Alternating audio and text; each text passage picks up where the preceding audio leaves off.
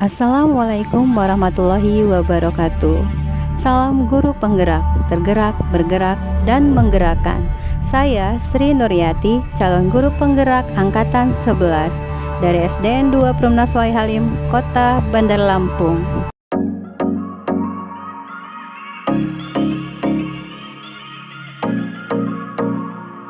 Assalamualaikum warahmatullahi wabarakatuh. Waalaikumsalam warahmatullahi wabarakatuh.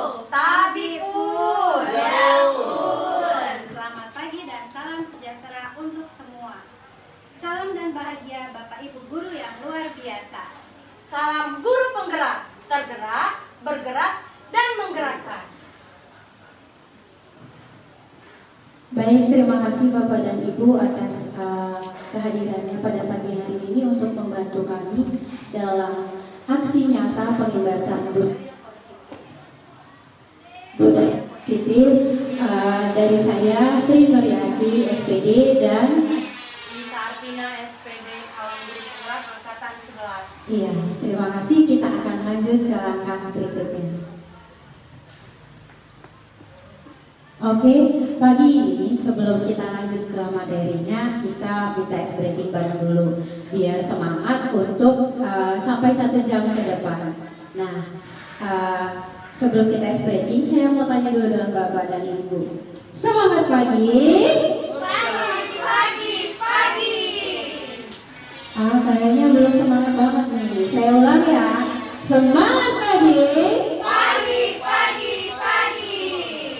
Oke, untuk ekspresinya boleh dibantu Ibu Tini, silakan yuk. Kita mau ekspresi bareng biar ceria hari ini ya. Tambah semangat ya Bu.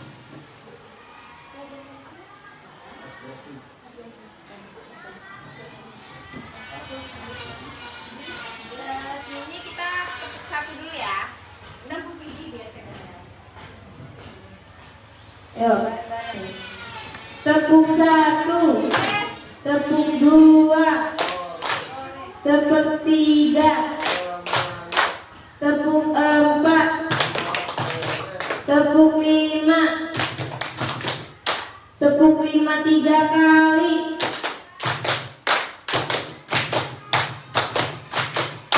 Oke, selanjutnya kita nyanyi pelajar Pancasila ya, bareng-bareng ya teman-teman. 1, 2, 3. Belajar Pancasila, beriman dan bertakwa pada Tuhan yang Esa dan berakhlak mulia, berkebinekaan global, gotong royong mandiri, kreatif dan bernalar kritis. Oke, terima kasih. Terima kasih Bu Fidi. Udah semangat belum ini? Sudah. Oke, gimana kabarnya Bapak Ibu pagi ini? Alhamdulillah luar biasa. Allahu Akbar. Masya Allah. Sudah sarapan semua belum Bapak dan Ibu? Sudah Bu. Ya, harapannya sudah sih ya. Kalau belum nanti kita sarapan bersama ya. Oke, kita harus mengikuti sesi ini dengan semangat ya. Lanjut. Kali ini saya akan menyampaikan pengibasan apa itu budaya positif. Budaya positif merupakan perwujudan dari nilai-nilai atau keyakinan universal yang diterapkan di sekolah.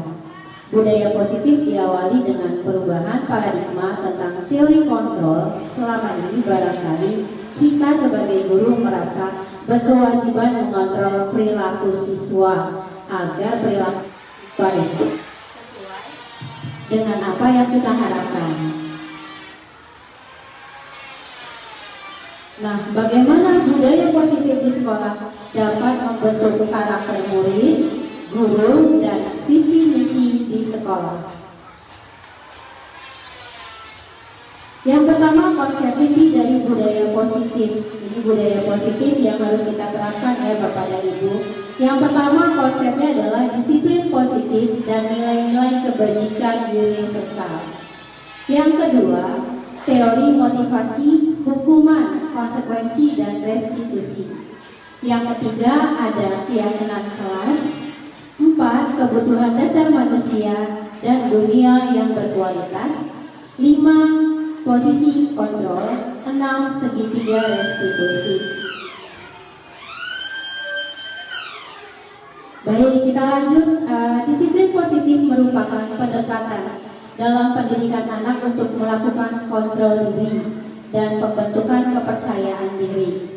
Disiplin berbeda dengan hukuman Bapak dan Ibu, meskipun disiplin sering diterapkan dengan menggunakan teknik hukuman. Nah, kira-kira upaya apa yang perlu kita lakukan? Oke, satu ada terapkan komunikasi terbuka. Komunikasi terbuka ini yang kita terapkan bukan hanya untuk kita antar guru, tapi perlu kita terapkan ke peserta didik. Kenapa perlu komunikasi terbuka? Karena di dalam suatu sekolah itu kalau bisa jangan ada yang namanya kebohongan. Kebohongan itu maksudnya apa? Antar kita berdua, misal kita setiap hari bertemu, tapi kita tidak saling suka dengan teman kita, ya. Terus yang kedua adalah kegiatan pembiasaan awal dan akhir proses pembelajaran. Nah, ini untuk Bapak dan Ibu guru pasti sudah dilaksanakan kan kegiatan pembiasaan. Misalnya apa nih Bapak dan Ibu guru? Pembiasaan di awal pembelajaran yang dilakukan apa? Berdoa. Terus menanyakan kabar. Terus memotivasi siswa, apalagi? Oh ya, persepsi ya Pak, persepsi pembelajaran yang lalu, menanyakan kehadiran. Banyak sekali pembiasaan yang harus kita lakukan ya. Karena apa? Karena memang ketika kita membuka pelajaran, kita harus memotivasi peserta didik, harus mengenali keadaannya hari ini seperti apa. Siapkah mereka belajar gitu ya? Atau belum siap? Kenapa kira-kira? Nah, kalau pembiasaan di akhir proses pembelajaran, saya rasa kita semua sama ya Bapak dan Ibu. Apa sih akhir proses pembelajaran yang dilakukan? Evaluasi, terus refleksi, terus apa lagi? Doa. Benar banget Bapak dan Ibu. Dan jangan lupa ada satu hal, umpan balik bersama peserta didik. Ya, ketika kita umpan balik dan melakukan refleksi kepada peserta didik, maka itu akan menjadi acuan perbaikan pembelajaran kita selanjutnya. Oke, yang ketiga adalah bangun lingkungan penuh apresiasi dan penghargaan. Jangan sedikit-sedikit kita bilang kepada peserta didik, kamu bodoh, kamu tidak nyambung gitu ya. Kita harus selalu bilang penghargaan kepada peserta didik walaupun dia belum bisa atau dia belum menguasai materi. Misalnya dengan kata-kata, nggak apa-apa nah, belum bisa, besok kita belajar lagi. Itu ya Bapak dan Ibu. Nah, yang keempat, hindari pendisiplinan dengan cara negatif. Nah, nanti ini ada pembahasannya Bapak dan Ibu. Ternyata apa yang harus kita lakukan sebagai bentuk kedisiplinan kepada siswa dengan tidak menghukum. Yang kelima, tanamkan pendidikan karakter kepada siswa dengan menjadi role model. Bapak dan Ibu guru, ketika Bapak dan Ibu guru datang ke sekolah, Bapak dan Ibu guru akan menjadi role model bagi peserta didik. Apa sih role model itu?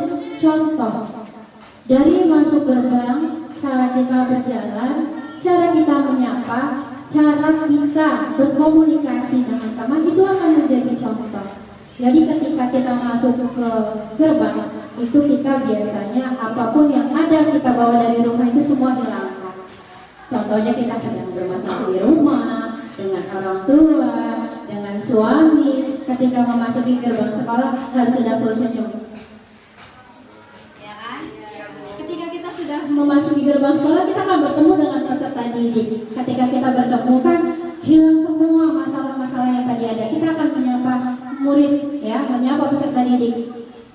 Selamat pagi nak, lagi apa? Sudah sarapan belum? Atau misalnya peserta didik lari-lari itu cari kita, dia salaman dengan baik misalnya, salaman, pintarnya. Jangan kita salaman, sudah kita salaman, iya sudah.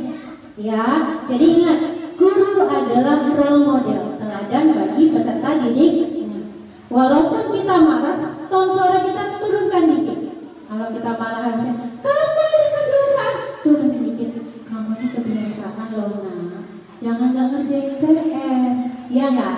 Ya, ternyata tone suara itu akan menurunkan kadar emosi kita. Oke. Nah, gerakan literasi sekolah dan ekstrakurikuler. Gerakan literasi sekolah, Bapak dan Ibu, tidak hanya belajar membaca.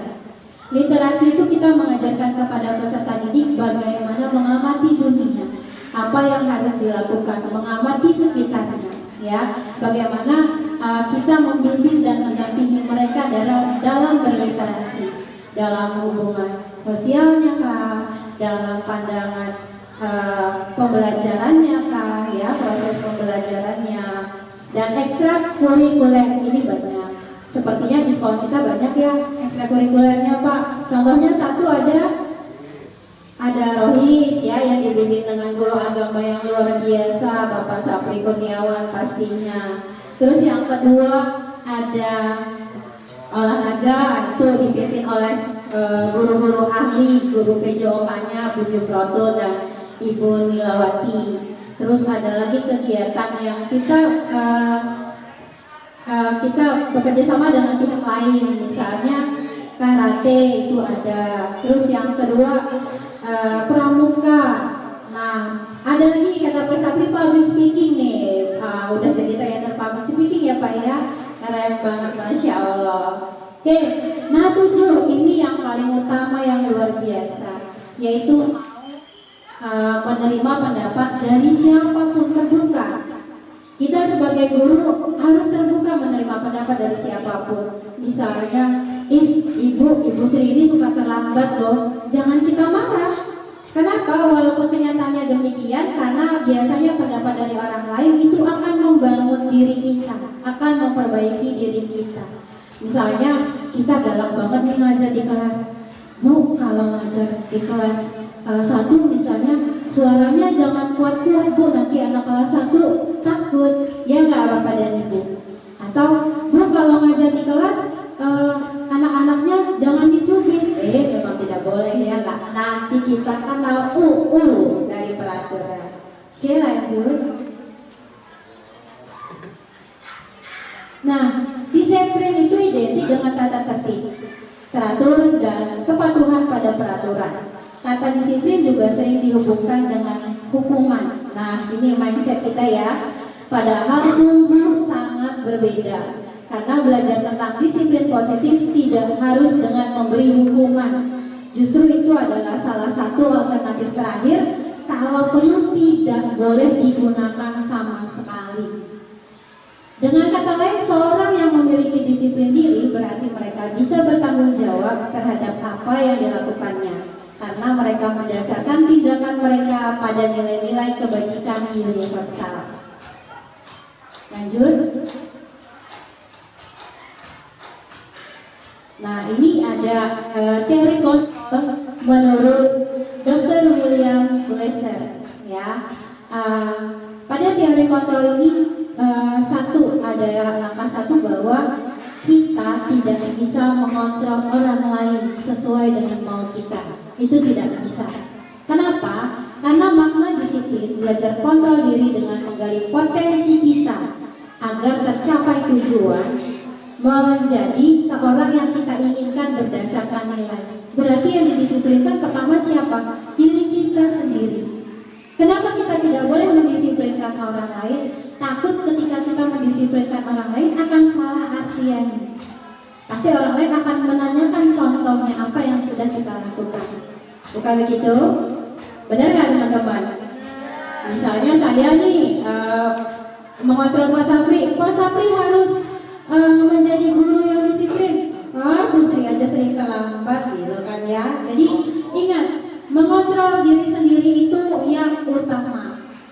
Lalu semua perilaku memiliki tujuan. Yang pertama adalah teori motivasi, ya, teori motivasi kita.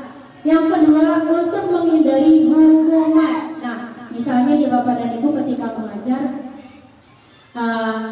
kita melakukan pembelajaran, lalu si peserta didik itu takut dengan kita. Kenapa? Karena takut dihukum. polisi galak. Nah, jadi peserta didiknya udah takut nih, nanti kena hukum. Itu yang perlu dihindari, ya, membuat peserta didik merasa takut. Yang kedua, nah, ketika untuk mendapatkan imbalan, teori motivasi untuk mendapatkan imbalan ini kadang-kadang peserta didik nih mengerjakan asesmen kan ya. Ayo kita cepet-cepetan biar kalau betul semua dapat hadiah nih dari Bu Dina gitu kan. Tapi kalau misalnya kita suatu saat tidak bawa, maka mereka hilang motivasinya. Nah, ini juga perlu dihindari Bapak dan Ibu. Lalu yang ketiga, untuk menghargai diri sendiri. Oke, yang keempat adalah model berpikir kolaborasi dan konsensus menciptakan pilihan-pilihan baru. Ini 5 posisi kontrol. 5 posisi kontrol guru, yaitu sebagai penghukum, pembuat rasa bersalah, sebagai teman, pemantau, dan manajer. Nah, nanti kita akan belajar ini seperti apa sih yang harus kita lakukan, ya. Dimana posisi guru itu kita kaitkan dengan 5 kebutuhan dasar manusia. Apa aja sih? Kebaca nggak Bapak dan Ibu? Nggak kebaca ya? Coba satu, bertahan hidup. Itu kebutuhan manusia yang utama. Yang kedua adalah penguasaan. Dia menguasai orang-orang di sekitarnya, menuruti mau dia, ya. Yang ketiga adalah kasih sayang, terasa diterima. Ini adalah kebutuhan yang pasti semua kita sebagai manusia miliki. Lalu yang keempat ada kesenangan, yang kelima ada kebebasan. Lanjut Bu. Nah, ini tadi kita sudah dimulai ya, waktu di awal ada nilai kebajikan universal. Apa sih nilai kebajikan yang universal yang kita harapkan dari peserta didik kita? Yaitu profil pelajar Pancasila. Boleh kita nyanyi lagi, tadi kan sudah ya, sekarang kita nyanyi lagi. Sudah hafal kan Bapak Ibu? Oke, boleh? 1, 2, 3. Belajar Pancasila, beriman dan bertakwa pada Tuhan Yang Esa, dan berakhlak mulia, berkebinekaan global, gotong royong mandiri, kreatif dan bernalar kritis. Nah, Bapak dan Ibu, Profil pelajar Pancasila yang kita nyanyikan tadi adalah sejumlah karakter dan kompetensi yang akan diraih oleh peserta didik kita di dalam kurikulum Merdeka saat ini khususnya, dan didasarkan pada nilai-nilai luhur dari Pancasila. Apa tadi yang pertama Bapak dan Ibu masih ingat? Iman dan bertakwa pada Tuhan Yang Maha Esa. Dan ini kita lakukan terus di sekolah sebagai pembiasaan utama. Contohnya apa nih? Berdoa awal pembelajaran. Terus biasanya kalau sama Pak Guru itu ada sholat duha bersama. Terus kita waktu hari Jumat ada ya Pak kegiatan membaca Yasin bersama. Terus Asmaul Husna, membaca 3 ayat pendek. Banyak sekali berzikir bersama. Itu merupakan kebiasaan untuk memberi keyakinan kepada diri, menekankan bahwa kita adalah makhluk yang beriman dan bertakwa kepada Tuhan Yang Maha Esa. Kenapa itu harus diterapkan? Sesuai dengan kepercayaannya masing-masing. Oke, yang kedua kebinekaan. Iya, berkebinekaan global. Nah, ini yang seperti apa? Biasanya kalau Bu Sri itu menjelaskan berkebinekaan global adalah ketika kita di dalam kelas itu kan terdiri dari bermacam-macam suku bangsa ya. Ada yang Lampung, ada yang Jawa, ada yang Sumatera Utara. Nah, itu memiliki kebiasaan berbeda atau adat yang berbeda. Jadi ketika misalnya di rumah mereka ada kebiasaan yang dibawa ke sekolah, kita tidak boleh saling mengejek, tidak boleh saling mencela, harus saling menerima kebiasaan itu. Yang ketiga adalah bergotong royong. Nah, ini yang perlu kita terapkan Bapak dan Ibu kepada peserta didik. Bergotong royong itu sangat penting, bukan hanya untuk peserta didik sebenarnya. Untuk kita sebagai guru juga bergotong royong dalam segala hal. Bukan hanya dalam hal kebersihan, tapi dalam hal membuat inovasi dalam proses pembelajaran itu sangat penting. Kalau kita tidak tahu, tidak apa-apa kita bertanya. Atau, Bu, ini langkah sebaiknya seperti apa ya kalau ada masalah seperti ini di dalam kelas? Itu perlunya kolaborasi kita antar guru, ya. Terus yang keempat adalah kreatif. Kita akan menuntut anak-anak untuk kreatif, di mana proses pembelajaran sekarang adalah student center, yaitu proses pembelajaran yang berpusat pada peserta didik. Jadi tidak lagi kita yang mengontrol pembelajaran di dalam kelas. Kita memberikan kepada mereka masalah, mereka yang jalan.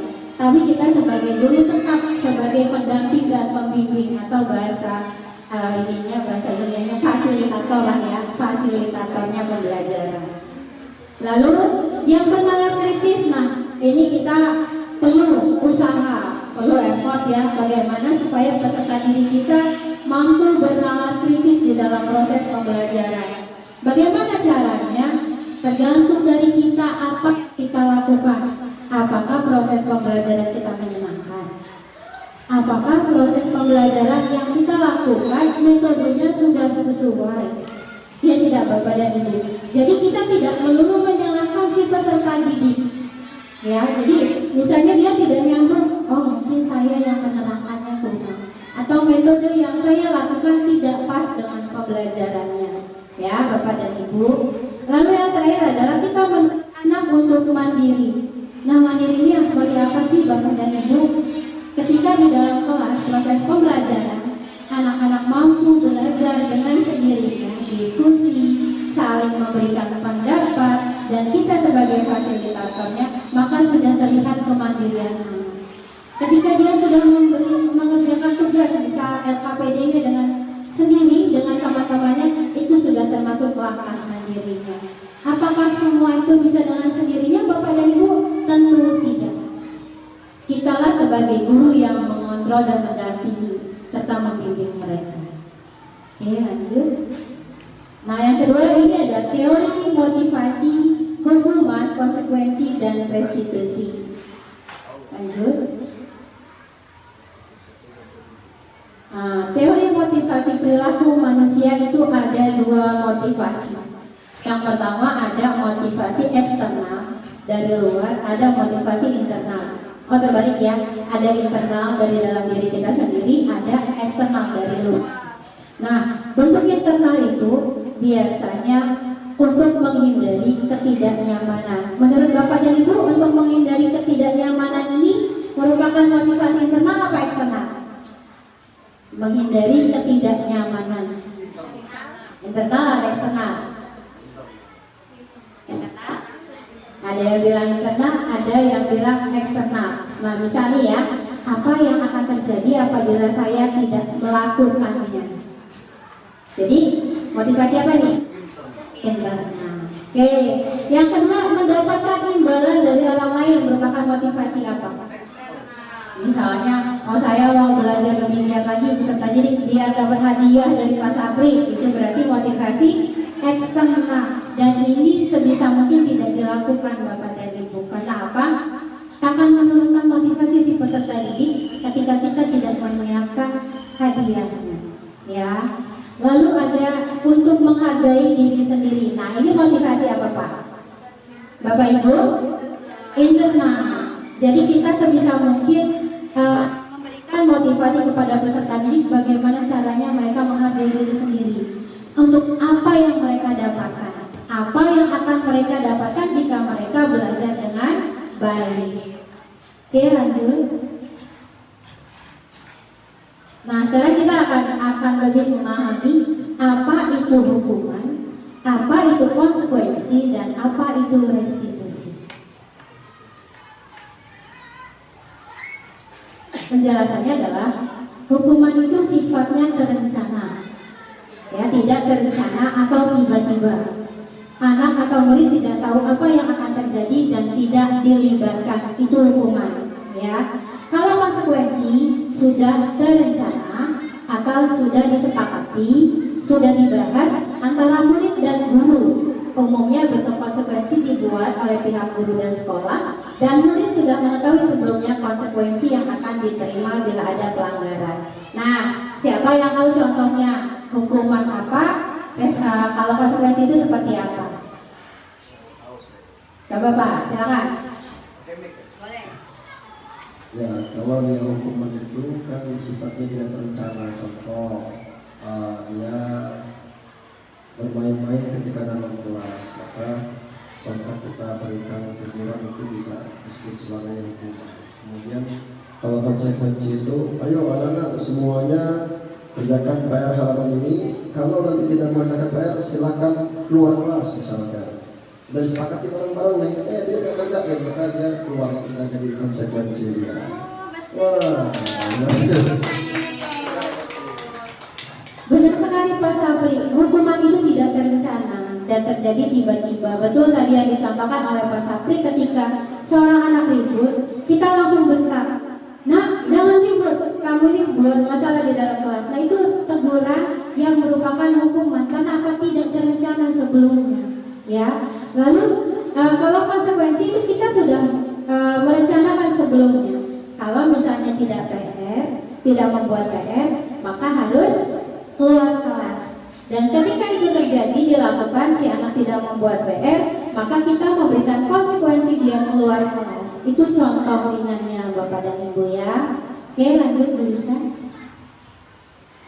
Nah, kalau restitusi, proses menciptakan kondisi bagi murid untuk memperbaiki kesalahan mereka. Jadi ketika si peserta didik melakukan kesalahan, maka kita akan melakukan proses restitusi. Ini ada nanti langkah-langkahnya akan dijelaskan oleh teman saya. Jadi restitusi itu tujuannya adalah menghindari ketidaknyamanan, namun menjadi yang menghargai nilai-nilai kebajikan. Lanjut. Nah, ini ciri-ciri restitusi Bapak dan Ibu ya. Yang pertama, bukan untuk menebus kesalahan, namun untuk belajar dari kesalahan. Yang kedua, mencoba untuk memperbaiki hubungan. Yang ketiga, tawaran dan bukan paksaan. Yang keempat, restitusi menuntut untuk melihat ke dalam diri. Yang kelima, restitusi mencari kebutuhan dasar yang mendasari tindakan. Yang keenam, restitusi diri adalah cara yang paling baik. 7. Restitusi fokus pada karakter bukan tindakan. Ke-8, restitusi fokus pada solusi.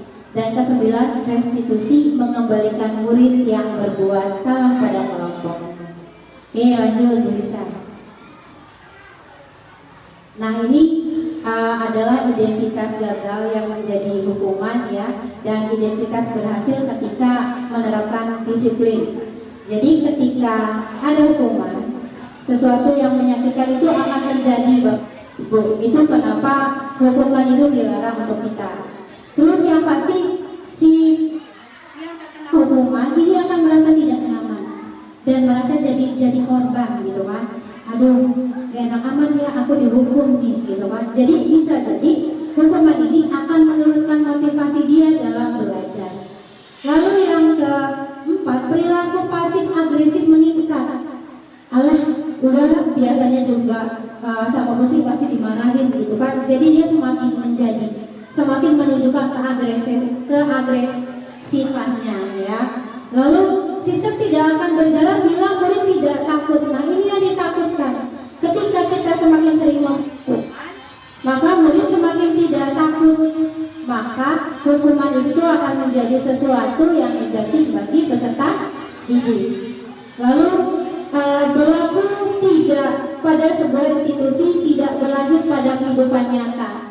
Saja hukuman dia di sekolah, misalnya Ibu Hani datang terlambat. Ketika datang terlambat, kita kasih hukuman dia berdiri untuk hormat pada bendera selama 1 jam. Menurut Bapak dan Ibu itu hukuman atau konsekuensi? Kenapa hukuman? Karena tidak direncanakan dan bukan merupakan kesepakatan dari kita. Nah, menurut Bapak dan Ibu nanti kalau Hani hormat bendera, semua kawan-kawannya lihat pasti disalahin kan ya. Hani gitu. Malu nggak nih si Haninya? Malu kalau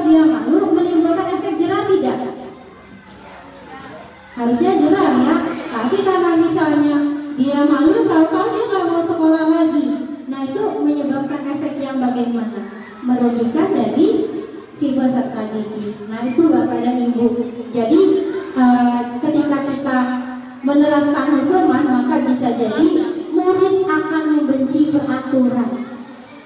Nah ketika dia membenci peraturan, otomatis dia tidak akan taat dengan peraturan itu. Ya. Nah kalau sanksi, sesuatu harus terjadi. Tidak nyaman untuk murid, tapi dalam jangka waktu yang pendek. Korban bisa diabaikan, tidak harus diberikan sanksi konsekuensi yang panjang. Lalu penguatannya hanya bertahan dalam jangka waktu yang pendek. Misalnya tadi ketika tidak membuat PR, sanksinya adalah keluar kelas.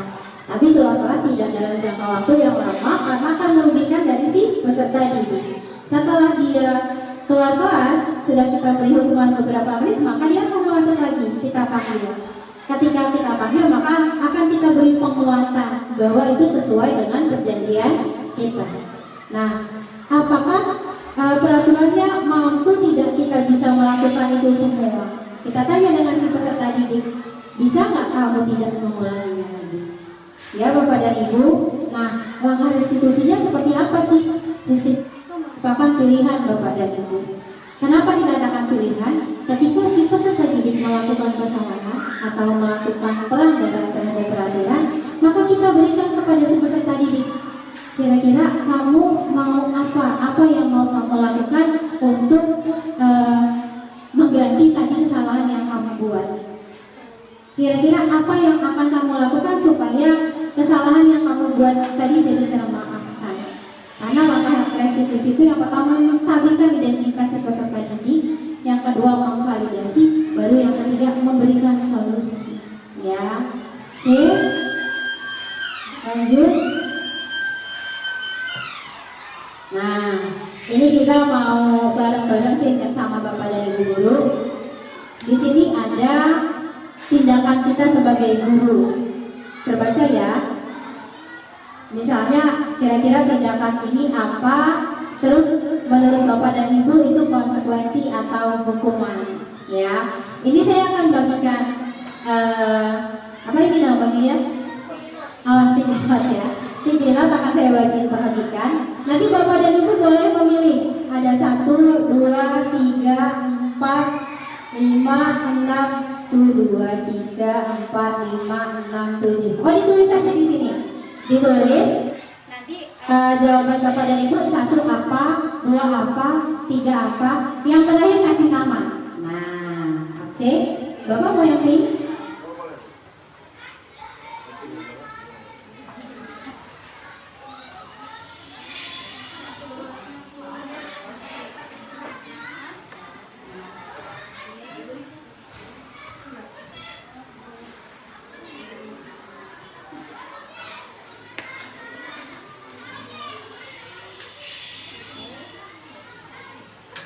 Nanti saya bacakan ya, tindakannya saya bacakan.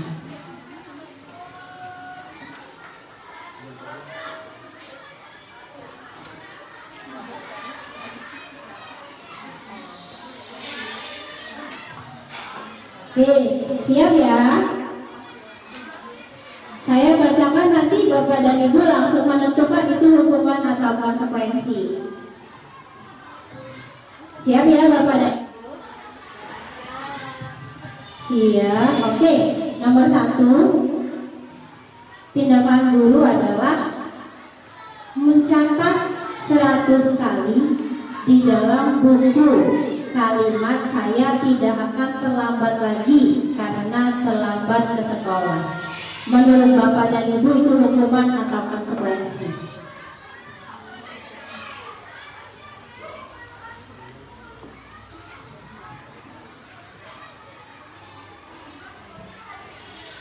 Kita jadi kayak assessment ya.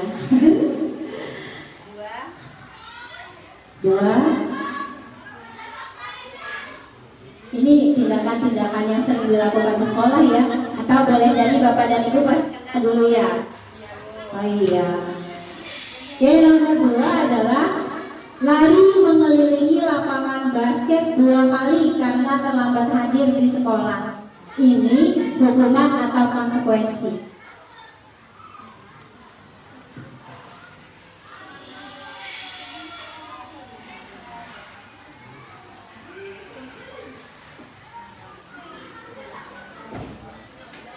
Yang ketiga, murid diminta untuk push up. Benar ya, push up ya. Push up apa? Yang benar push up atau push up? Push up ya, push up. 15 kali karena tidak menggunakan masker ke sekolah. Nah ini kayaknya pas zaman-zaman COVID ini ya, zaman-zaman corona nih. Murid diminta untuk push up 15 kali karena tidak menggunakan masker ke sekolah. Kita kayak tes ya Pak. Oke. Pertanyaan kelima, menggantikan kertas tugas teman yang telah dicoret. Kertas tugas teman dicoret Bu Sophie. Kira-kira itu kita ganti merupakan hukuman atau konsekuensi? Terus yang keenam, membersihkan tumpahan air di meja tulis karena tersenggol pada belajar. Membersihkan tumpahan air di meja pada belajar.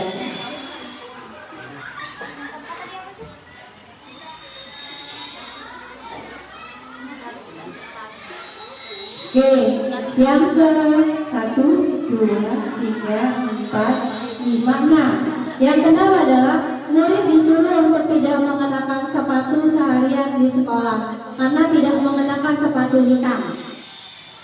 Murid disuruh tidak mengenakan sepatu seharian di sekolah karena tidak mengenakan sepatu hitam.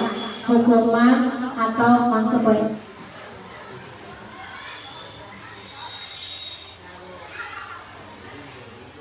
Sudah? Nah ini yang terakhir. Lari mengelilingi lapangan basket 2 kali karena terlambat 10 menit. Pelajaran PJOK. Lari mengelilingi lapangan basket 2 kali karena terlambat hadir di pembelajaran PJOK. Sudah? Sudah Bapak dan Ibu? Oke, kita bahas bersama ya. Apa kira-kira jawaban Bapak Ibu pas atau tidak? Ya semua kita makan mie ayam ya Pak. Oke, ini banyak. 1, 2, 3. Iya. Bersatu apa Bapak dan Ibu? Pan. Ada yang salah? Benar. Nomor 2. Mengelilingi lapangan basket 2 kali merupakan hukuman ya? Iya, tidak boleh. Karena kenapa? Ada yang tahu nggak Bapak dan Ibu? Nomor 1 dan 2 merupakan hukuman karena menyucipi dari si peserta didik ya, dan tidak ada dalam perjanjian atau peraturannya. Yang ketiga diminta untuk hukuman atau yang salah ngaku ya. Nah ini yang ketiga, menggantikan kertas tugas teman yang telah dicoret-coret. Konsekuensi atau hukuman? Konsekuensi. Mantap loh Bapak dan Ibu. Lanjut, membersihkan tumpahan air di meja. Konsekuensi ya, karena apa yang dia lakukan. Resiko ya, betul sekali Pak. Terus yang ke 1, 2, 3, 4, 5, 6. Yang ke-6, murid disuruh tidak menggunakan sepatu seharian. Hukuman, walaupun dalam peraturan menggunakan sepatu hitam itu wajib, tapi yang diberikan itu bukan konsekuensi yang wajar, karena dia harus melepaskan sepatunya. Harusnya kita bisa bilang sepatunya minta ganti dengan orang tuanya, suruh antar, atau kita berikan hukuman yang lain ya, konsekuensi yang lain. Yang terakhir adalah lari mengelilingi lapangan basket nih 10 menit. Walaupun hanya 10 menit, ternyata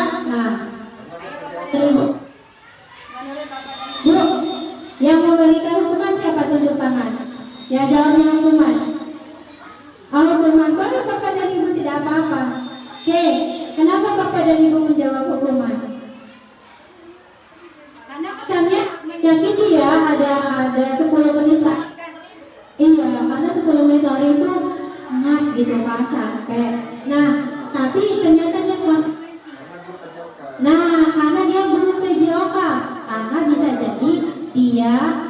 peserta didik dengan guru PJOK sudah melaksanakan membuat peraturan yang harus dilaksanakan. Boleh tepuk tangan semua untuk kita semua Bapak dan Ibu. Mantap ya. Mantap Bapak Sabri. Siapa yang betul semua coba? Kasih salamnya buat Bapak Sabri. Oh, kasih tepuk hebat. Bapak dan Ibu tahu tepuk hebat? Bapak dan Ibu tidak tahu. Ya, tepuk hebat. Hebat, hebat. Hebat, hebat. Pak Sapri memang hebat. Mantap. Betul Bapak. Luar biasa. Ternyata belajar itu menyenangkan ya Pak. Ayo. Nah, tema sekarang adalah keyakinan keras. Silakan Bu Lisa. Assalamualaikum warahmatullahi wabarakatuh. Masih semangat Ibu Bapak? Masih semangat tuh suaranya lemes, masih semangat? Tepuk semangat. Yang mana nih? Oh yang dang-dang ya? Oh ya. Tepuk semangat. Dan. Ding ding ding. Dung dung dung. Dan. Ding ding ding. Dung dung dung. Sel. Aha aha ma. Aha aha ma. Aha aha. Semangat. Ya, terima kasih Bapak Ibu, masih semangat ya Pak? Oke. Sekarang kita akan mengibaskan tentang keyakinan kelas. Yang pertama, apa yang selama ini kita pahami tentang keyakinan kelas atau peraturan kelas? Kemudian Bu, nah di sini apa ya kira-kira perbedaan antara peraturan kelas dan keyakinan kelas? Yang pertama, kalau peraturan kelas itu merupakan alat untuk mengatur perilaku yang diharapkan terjadi pada peserta didik menjadi lebih baik. Ini yang peraturan. Sedangkan yang keyakinan kelas merupakan kesepakatan kelas yang diyakini bersama murid dan guru selama proses pembelajaran agar ketika murid sudah membuat keyakinan, mereka harus bertanggung jawab apa yang akan mereka lakukan di dalam kelas. Selanjutnya Bu, nah di sini ada perbedaan peraturan dan keyakinan. Mungkin kita semua di dalam kelas ada keyakinan kelas masing-masing ya Ibu Bapak ya. Kita sudah membuat keyakinan di dalam kelas. Kemudian di sekolah juga ada peraturan yang harus dilakukan anak didik dan bahkan dilakukan oleh kita sebagai ibu maupun bapak guru di sekolah. Nah sekarang biar pemahamannya lebih mantap lagi, di sini ibu guru akan membagikan stick note. Di sini nanti ibu meminta bapak guru menuliskan peraturan dan keyakinan apa yang diinginkan di dalam kelas. Yang berwarna pink berisi peraturan dan yang berwarna hijau berisi keyakinan di dalam kelas yang bapak ibu inginkan. Paham ibu bapak? Paham nggak? Oke. Yang warna pink tadi peraturan, tuliskan satu saja ya bapak ibu ya. Ini bapak. Ya peraturan yang ini dua, jadi satu guru nulis dua bapak. Ini bu. Ya, tulis peraturan apa yang ibu inginkan dan keyakinan apa yang ibu inginkan. Satu aja ya Bu. Oh boleh, ibu satu aja ya bu. Satu-satu. Iya, satu aja, satu hijau yang berwarna pink. Gak usah banyak-banyak nulisnya, satu aja. Ibu boleh, 5 boleh Bubi.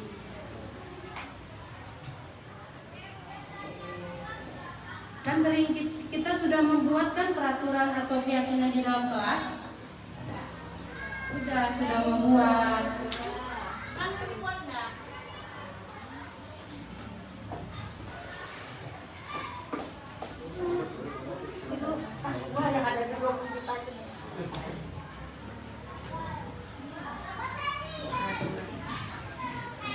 Sekarang Bapak Ibu sudah selesai menuliskannya. Jika sudah selesai menuliskannya, ini ada pojok pojok kerja kita. Jadi Bapak diminta untuk menempelkan stick note-nya sesuai peraturan keyakinan yang dikeyakinan. Yang Bapak Ibu sudah selesai, diharap menulis Bapak Ibu ke depan dan menempelkannya. Terima kasih Pak Sapri. Kayaknya terbalik deh. Terbalik itu Bapak. Bapak. Ya, ayo Bu. Terima kasih ya Pak. Ya, bagus. Terus Bu, yang peraturannya Bu. Kayaknya terbalik. Terbalik ya, kalau dilem aja. Pindah ke sini. Ibu Bapak yang lain bisa Pak? Atau ada yang kesulitan membuat peraturan dan keyakinan? Iya, bagus Bu Sherly, bagus sekali Bu. Tempel ke depan ya Bu. Terima kasih Ibu Sri. Ayo, yang pertama di sini ada peraturan dan keyakinan. Ya, peraturannya bagus Bu. Ya, bagus ya Bu. Terima kasih ya Ibu. Terima kasih. Ayo Bu Lutfi, menempelkan Bu. Ya, peraturan berwarna merah muda dan keyakinan berwarna hijau. Sudah semua ya? Sudah semua? Jadi di sini bisa kita lihat. Terima kasih kepada Ibu Bapak yang sudah menuliskan di stick note. Nanti akan Ibu Guru baca apa kira-kira peraturan dan keyakinan yang diinginkan Bapak Ibu di sekolahan. Ya, terima kasih ya Ibu Lucia. Ya, terima kasih Ibu Sherly. Ya, terima kasih. Ya, pelan-pelan Bu, pelan-pelan Bu.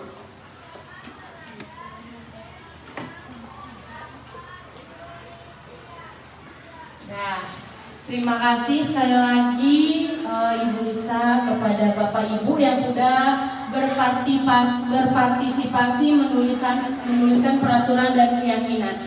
Di sini akan Ibu Lista bacakan ya Ibu Bapak. Di sini peraturan dilarang datang terlambat. Kira-kira setuju nggak ini peraturan dilarang datang terlambat? Setuju? Setuju. Kita sebagai guru maupun peserta didik tidak boleh datang terlambat. Dan yang kedua, menjaga kebersihan di kelas. Nah, ini selalu kita ingatkan kepada peserta didik agar selalu menjaga kebersihan di dalam kelas. Kemudian datang tepat waktu sama, dilarang mengganggu teman ketika belajar di dalam kelas. Setuju ya? Ya, terkadang kalau di kelas 3, Ibu bisa mau sedikit cerita.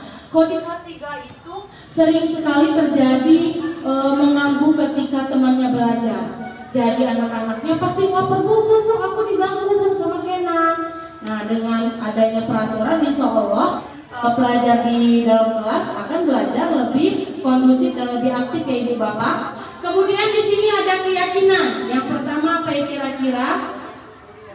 Harus selalu berkata perkataan yang baik.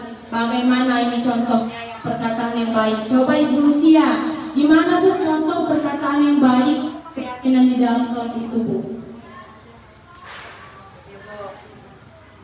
Coba Bu.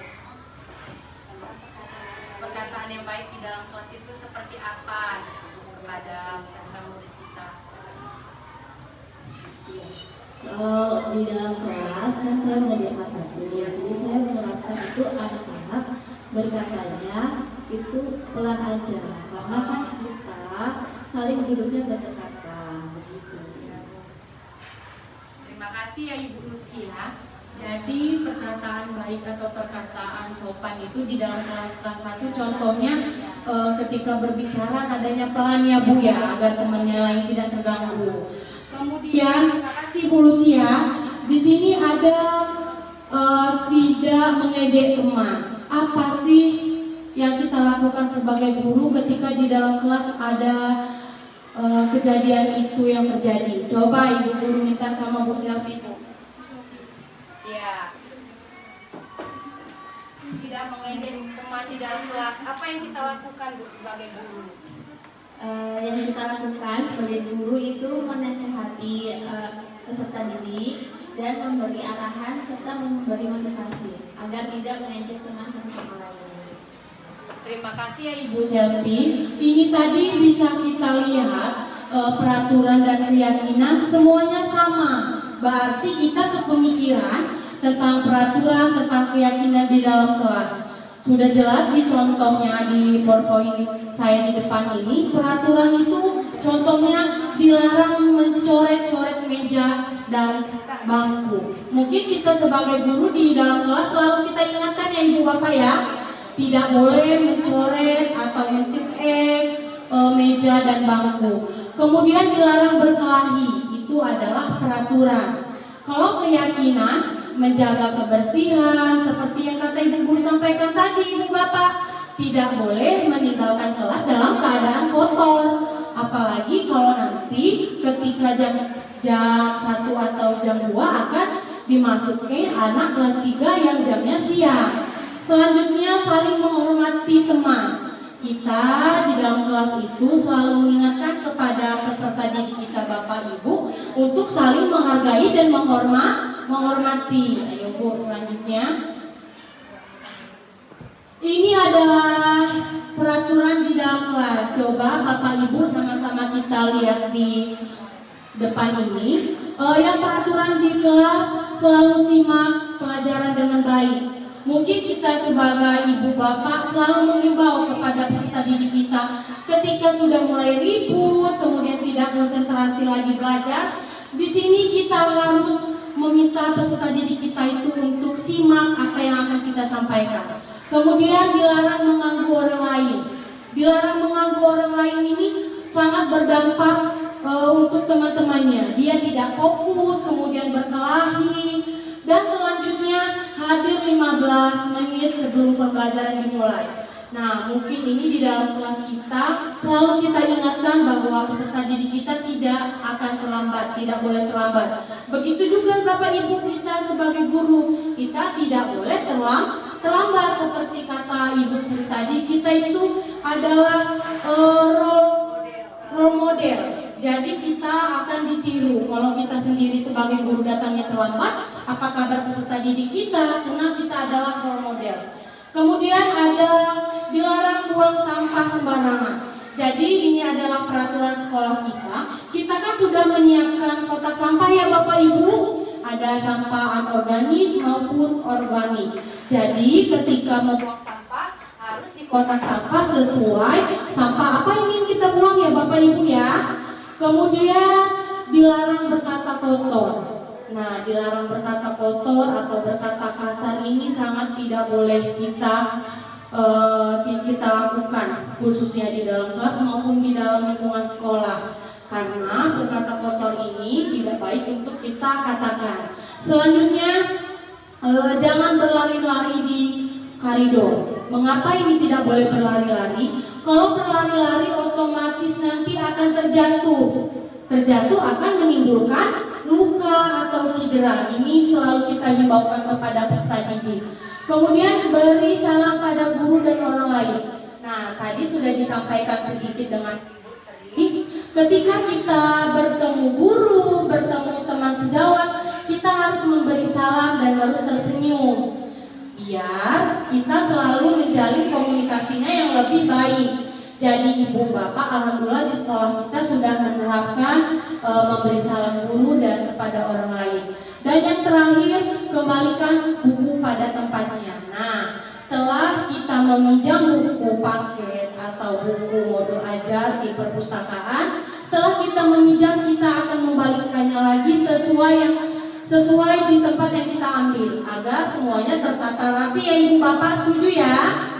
Nah, kalau keyakinan kelas yang pertama mengikuti pelajaran sungguh-sungguh. Kita selalu berharap di dalam kelas ketika kita memberi materi Ibu Bapak, kita berharap anak-anak selalu mengikuti proses pembelajaran dalam kelas dengan sungguh-sungguh. Apa tujuannya kita meminta anak-anak ini untuk mengikuti dengan bersungguh-sungguh? Ada yang mau angkat tangan memberikan contoh?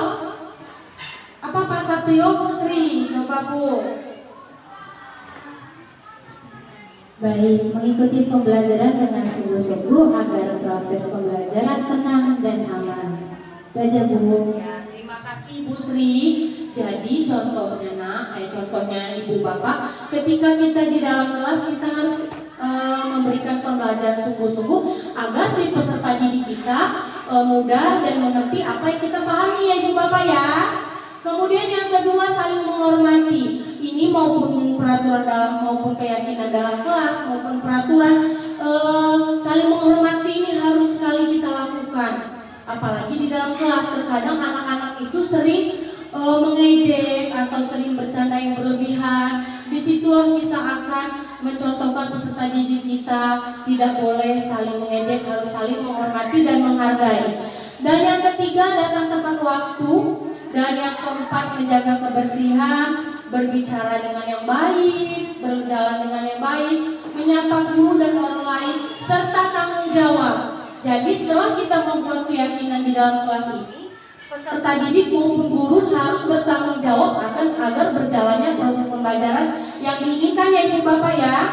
Ya, selanjutnya Bu, menurut Bapak Ibu guru, apakah terlihat perbedaannya? Terlihat tidak Ibu Bapak? Oh iya, masih semangat kan ya Ibu Bapak? Masih semangat, harus semangat. Selanjutnya Bu. Nah, ini adalah peraturan kelas. dan keyakinan kelas. Kalau peraturan kelas ini dia Kita bersifat rinci dan konkret. Contohnya peraturan di sekolah. Peraturan di sekolah itu dia terlihat sangat rinci dan sangat konkret. Apa yang mesti diperbolehkan dan tidak diperbolehkan. Kalau di keyakinan kelas dia bersifat lebih abstrak. Lebih abstrak itu dia sedikit samar-samar, tidak nampak, tapi harus kita lakukan. Kalau yang kedua, isinya mengikat secara umum dan pernyataan yang negatif. Jadi kalau peraturan dalam kelas ini, peraturan kelas, dia isinya mengikat secara umum dan pernyataan negatif. Kalau yang keyakinan kelas, isinya berupa pernyataan-pernyataan universal yang dibuat dan dalam bentuk kalimat positif. Contoh tadi, dilarang berkata, dilarang kalau yang peraturan kelas berkata kotor, berarti keyakinannya ketika anak-anak berbicara harus bicara yang sopan. Seperti itu ya Ibu Bapak. Kemudian keputusan yang dikeluarkan oleh yang berwenang adalah guru. Sedangkan keyakinan kelas membuat keyakinan melibatkan semua warga kelas melalui kegiatan curah pendapat. Contohnya di kelas 3. Di kelas 3 kami sudah ada pelajaran Ibu Bapak membuat keyakinan di dalam kelas. Jadi anak-anak di kelas 3 itu mereka akan berdiskusi tentang keyakinan apa sih yang mereka lakukan di dalam kelas. Di situ saya sebagai guru kelas 3, saya meminta anak-anak menuliskan semuanya di slip note-nya. Kemudian saya tempel dan setelah mereka membuat keyakinan harus mereka sepakati. Kenapa? Tujuannya mereka membuat keyakinan agar apa yang mereka buat harus mereka lakukan sesuai tanggung jawab. Kemudian dibuat dalam jumlah banyak. Kalau peraturan kelas, kalau keyakinan kelas tidak dibuat dalam jumlah banyak sehingga mudah diingat dan dipahami sebuah warga kelas. Jadi kalau peraturan kelas itu dibuat banyak sehingga hasilnya pun banyak. Sedangkan keyakinan dalam kelas, apa yang menurut Bapak dan menurut Ibu kemudian peserta didik terbaik itu akan kita ambil dan akan disepakati kemudian dipasang di dalam kelas agar peserta didik dan guru itu selalu ingat apa yang akan mereka lakukan. Selanjutnya Bu Sri. Bagaimana cara membuat keyakinan kelas? Kira-kira kita semua sudah membuat keyakinan belum di dalam kelas? Oke, sudah. Yang pertama ini meminta siswa menulis keyakinan. Apa sih yang ingin ditulis oleh peserta didik, yang diinginkan peserta didik ketika proses pembelajaran? Yang kedua, membahas keyakinan yang telah ditulis. Jadi setelah Ibu Upi meminta peserta didiknya menulis keyakinan, barulah Ibu membahas apa yang telah ditulis peserta didiknya. Kemudian kita memilih keyakinan kelas yang terbaik.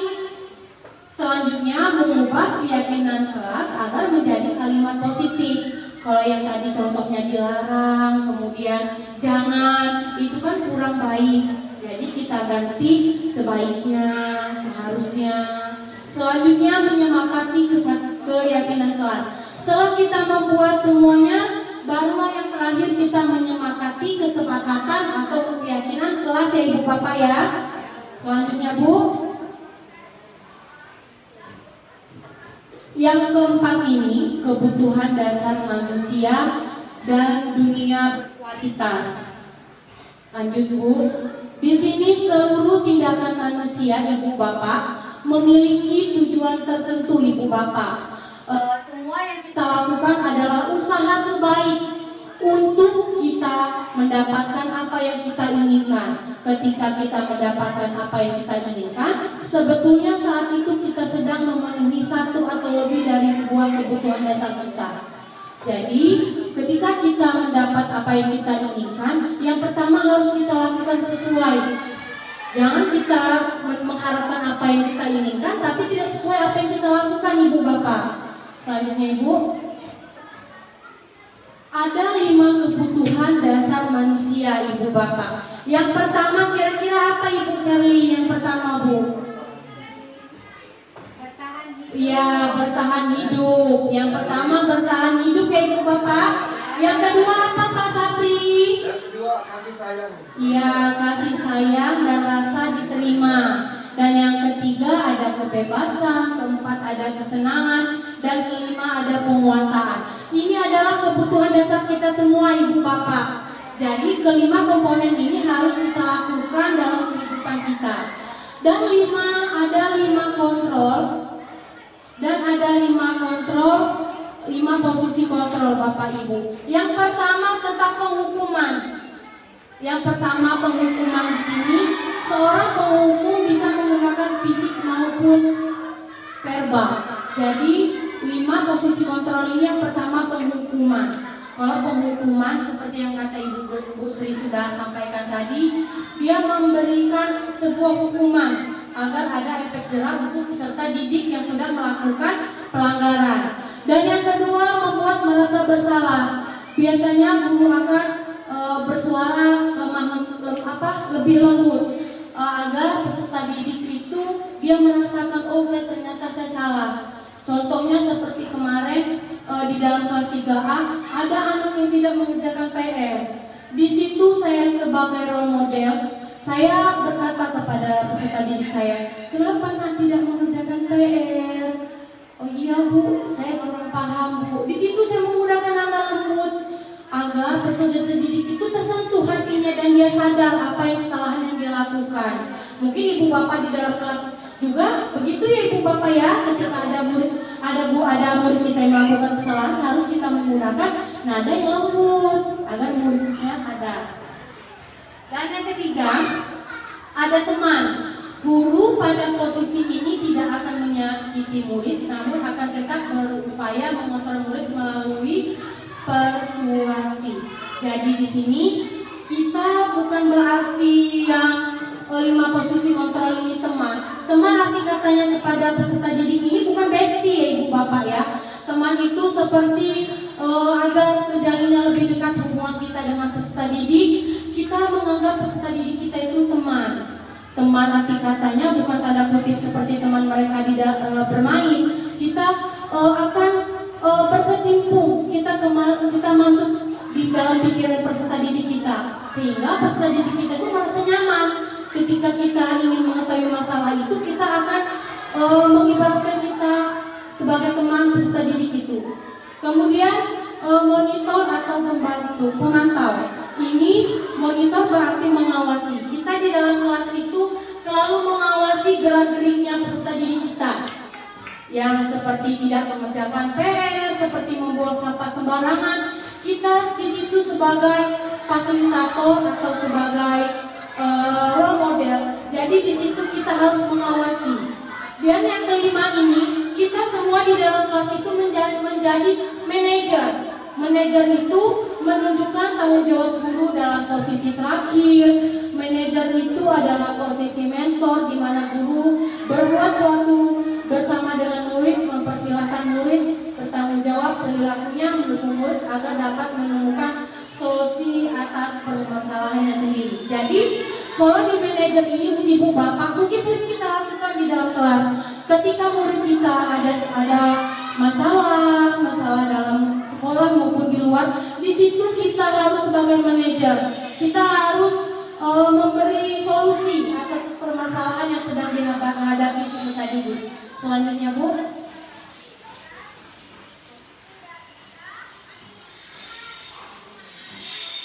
Selanjutnya Bu Sri Bu.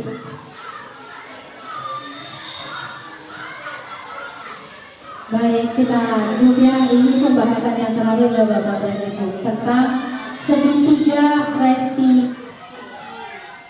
Tadi sudah dijelaskan bahwa restitusi adalah proses menciptakan kondisi bagi murid untuk memperbaiki kesalahan mereka, sehingga mereka bisa kembali pada kelompok mereka dengan karakter yang lebih baik atau lebih kuat.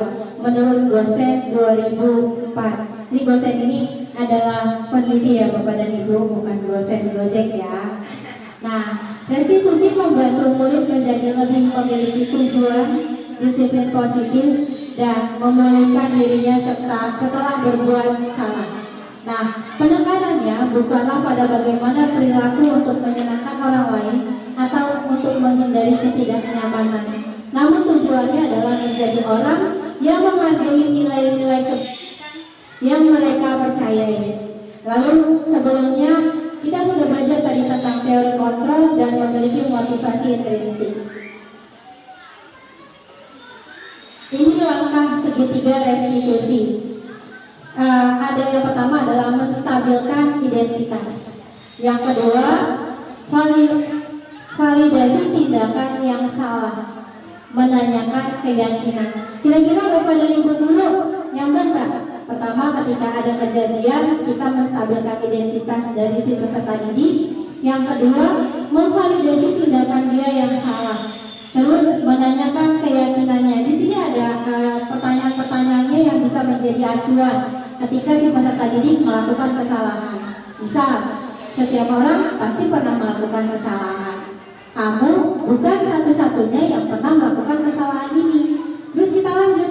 Kamu pasti punya alasan mengapa melakukan ini. Terus, adakah yang lebih efektif untuk mendapatkan apa yang kamu butuhkan?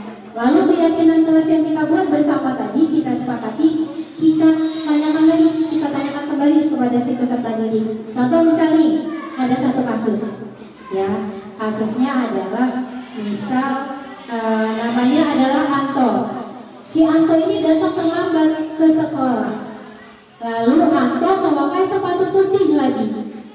Nah, kira-kira kalau sesuai dengan segitiga restitusi ini, menurut Bapak dan Ibu, apa yang kita lakukan pertama kali? Menstabilkan identitas. Bagaimana cara kita menstabilkan identitasnya si Anto? Udah datang terlambat, pakai sepatu putih. Apa yang akan kita ajukan sebagai pertanyaan kepada Anto? Yang pertama adalah menstabilkan identitasnya, langkahnya. Kira-kira apa nih Bapak dan Ibu? Kita panggil Anton Bu. Anto ya, dan kita bertanya, Anto tahu tidak Anto mengapa Anto ibu guru panggil ke sini? Betul sekali. Yang pertama kita panggil Anto, lalu kita tanyakan kenapa Anto kita panggil ke sini. Lalu langkah dari menstabilkan identitas, kita bilang sama Anto, kita juga pernah terlambat kok, ya nggak apa-apa terlambat gitu ya. Jadi terlambat juga bukan suatu kesalahan yang fatal. Dan juga Anto ketika memakai sepatu putih pasti punya alasan kenapa dia memakai sepatu putih. Nah, validasi kesalahan dari si Anto adalah kita menyatakan ketika kamu datang terlambat hari ini. Kita meyakinkan bahwa ketika dia melakukan kesalahan, bahwa itu masih bisa diperbaiki. Dan langkah ketiga adalah meyakinkan, menanyakan keyakinan dari si Anto. Nah, kira-kira kalau misalnya terlambat itu salah atau tidak? Benar nggak? Kita akan menanyakan kenapa terlambat. Ketika dia mempunyai alasan, bisa saya tanya nih sama Pak Sapri ya, Pak Sapri kenapa terlambat hari ini? Kenapa tidak isi bensinnya kemarin? Semalam udah tutup kok. Oh begitu. Berarti lain kali jangan dilakukan lagi ya Pak Sapri ya. Nah kira-kira nih untuk mengganti terlambatnya hari ini Pak Sapri mau apa? Apa kira-kira nih? Kira-kira anak-anak akan menjawab apa hukumannya biasanya? Saya janji Bu tidak akan terlambat lagi. Kira-kira dia mau buat apa nih? Biasanya dia akan buat, Bu saya pungut sampah ya Bu, atau Bu saya akan membuat gambar apa namanya poster Bu untuk tidak datang terlambat. Dia yang memberikan solusi. Jadi bukan kita yang memberikan hukuman kepada dia. Kalau kita memberikan jalan keluar opsi kepada dia, itu berarti berupa hukuman. Nah, jadi langkah restitusi yang perlu kita pahami pertama adalah menstabilkan identitas. Kita ingat, apapun yang dilakukan oleh peserta didik dalam sebuah kesalahan, maka kita akan menstabilkan identitasnya terlebih dahulu. Benar atau tidak dia melakukan itu? Ya. Yang kedua, kita tanya alasan, kenapa? Seperti tadi, kenapa dia terlambat? Lalu yang ketiga, kira-kira di dalam keyakinan kelas kita dengan dia menyalahi keyakinan kelas atau tidak? Kalau menyalahi keyakinan kelas, konsekuensinya apa? Coba kasus kedua nih. Misal ada seorang anak ketika kita menjelaskan, lalu dia tertidur di dalam kelas. Yang pertama kita lakukan apa kira-kira? Membangunkannya, bukan langsung bentang. Tidur aja gitu kan? Ada belaga dia bangun. Yang pertama kita bangunkan. Kenapa Sherly tidur? Kan ini lagi belajar. Nah, langkah kedua bisa jadi kita suruh mereka cuci muka ya, supaya segar kembali. Ketika dia sudah ada di dalam kelas, kita boleh menanganinya nanti setelah pembelajaran boleh atau langsung boleh. Nah, dalam menanganinya yang pertama adalah menstabilkan identitas. Tidur ya tadi. Kenapa saya tadi? Pasti kan ada alasannya ya nggak? Biasanya kalau anak tertidur di dalam kelas apa alasannya? Enak badan, ngantuk Bu, tadi malam begadang, banyak sekali alasannya ya. Setelah kita menstabilkan identitas, kita bertanya lagi, pasti kamu alasan kenapa kamu tadi tertidur di kelas sedang belajar. Terus yang keduanya, apa cara yang lebih efektif untuk mendapatkan apa yang dia butuhkan? Kita bisa bilang supaya besok tidak tertidur di dalam kelas, maka kita harus tidur tepat waktu, jangan main malam-malam. Banyak lah ya. Yang terakhir adalah kita menyatakan keyakinan kelas bahwa tertidur di dalam kelas itu tidak diperbolehkan. Ada konsekuensinya dari itu. Kita tawarkan apa konsekuensi yang mau dia buat. Nah, karena tadi tertidur di dalam kelas, sekarang Sherly mau ngapain? Kira-kira jawaban, coba menurut kalian kira-kira jawaban Sherly mau apa? Mau belajar, terus mau lanjutin boleh? Boleh. Kasih selimut nanti ya. Boleh. Nah, kita bilang sama Sherly, mungkin ada nggak tugas yang ingin Sherly buat untuk bahwa Sherly ini tadi tertidur di dalam kelas. Jadi teman-teman, segitiga restitusi ini mengajarkan kepada kita sebagai guru untuk tidak langsung menghukum, memberikan solusi kepada peserta didik. Kenapa? Karena kontrol terbesar guru adalah sebagai manajer, bukan sebagai penghukum atau pembuat rasa bersalah. Lanjut Bu Lisa. Ibu ada contoh videonya nggak Bu? Nah, ini adalah restitusi sebagai salah satu cara menanamkan disiplin positif pada murid sebagai bagian dari budaya positif di sekolah. Menerapkan restitusi dalam membimbing murid berdisiplin positif agar menjadi murid yang merdeka. Apa kita masukkan video? Boleh. Biar lebih pemahaman di dalam kelas. Kan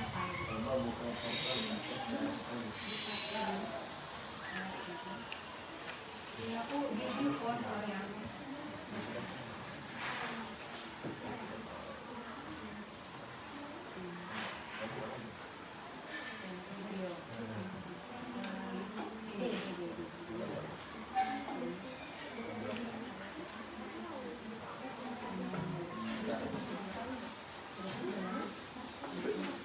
Nah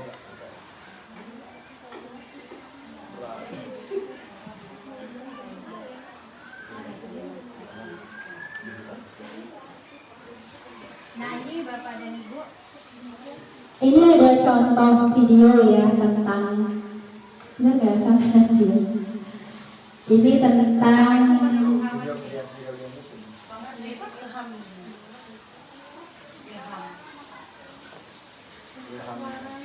kasus segitiga restitusi. Oke, kita nonton bersama ya Bapak dan Ibu.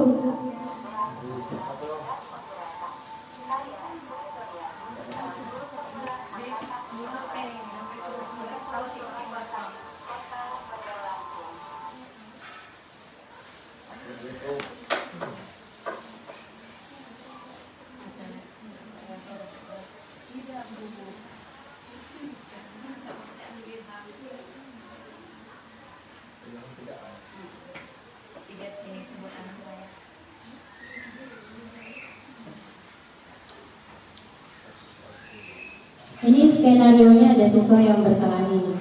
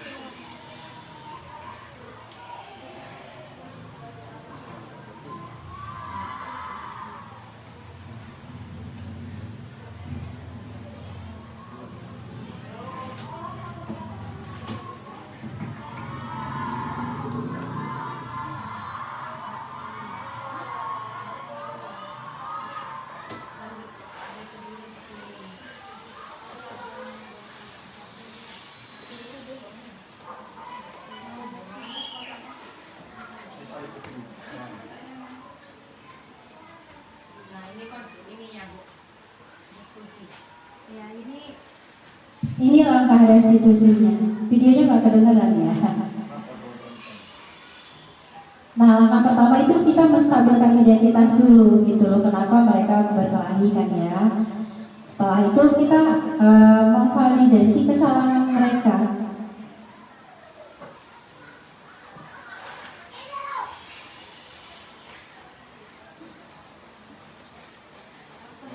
Lalu langkah restitusi yang terakhir adalah mereka ingin membuat kelompok belajar dan membuat bahwa berkelahi itu tidak diperbolehkan dan merugikan. Oke, itu sedikit contoh Bapak dan Ibu.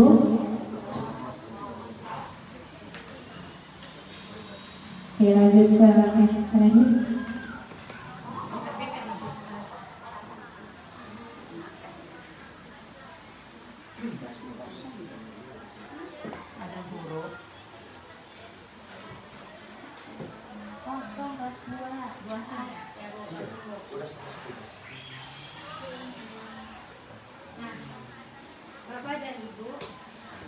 Bapak dan Ibu, jangan lupa menurut filosofi Ki Hajar Dewantara, jadikanlah setiap tempat sebagai sekolah dan jadikan setiap orang sebagai.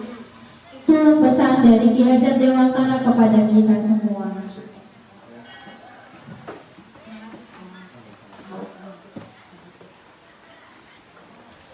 Lanjut tulisan. Selamat menerapkan budaya positif di sekolah. Baik Bapak dan Ibu, kami mengucapkan terima kasih untuk Bapak dan Ibu. Wabillahi taufiq wal hidayah. Wassalamualaikum warahmatullahi wabarakatuh. Waalaikumsalam warahmatullahi wabarakatuh. Saya punya yel untuk Bapak dan Ibu ya. Yel-yelnya adalah